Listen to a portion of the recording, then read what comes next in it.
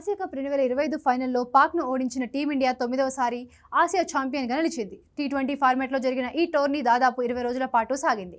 భారత్ ఈ టోర్నీలో ఓటమెరుగని జట్టుగా నిలిచింది. గ్రూప్ దశలో యూఏఈతో, పాకిస్తాన్తో, ఓమన్పై విజయాలు సాధించిన టీమిండియా సూపర్ 4లో పాకిస్తాన్, బంగ్లాదేశ్, శ్రీలంకపై గెలుపొందింది. ఫైనల్లో మరోసారి పాక్పై గెలిచి టైటిల్ ఎగరేసుకుపోయింది. ఈ టోర్నీలో భారత్కు శ్రీలంక ఒక్కటే కాస్త టఫ్ ఫైట్గా నిలిచింది. పాక్తో తలపడిన 3 సందర్భాల్లో టీమిండియా అదే పైచేయిగా నిలిచింది. ఇదిలా ఉంటే ఆసియా కప్ అనంతరం టీమిండియాకు రెస్ట్ లేదు. ఈ టోర్నీ ఆడిన పలువురు క్రికెటర్లు ఇప్పుడు టెస్ట్ ఫార్మాట్లో బరిలోకి దిగనున్నారు.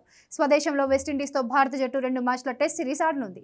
ఆసియా కప్ తర్వాత కేవలం 3 రోజుల గ్యాప్లోనే భారత్ వెస్టిండీస్తో తలపడనుంది.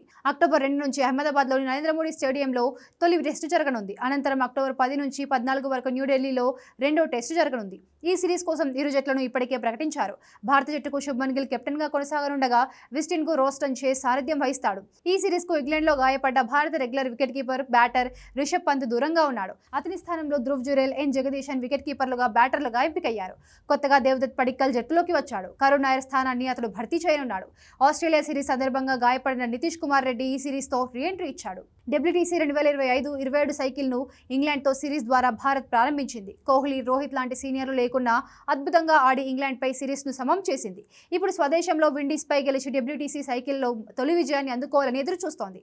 విండీస్ జట్టులో చాలా మంది కొత్త ప్లేయర్సే ఉన్నప్పటికీ తక్కువ అంచనా వేసేందుకు వీల్లేదు.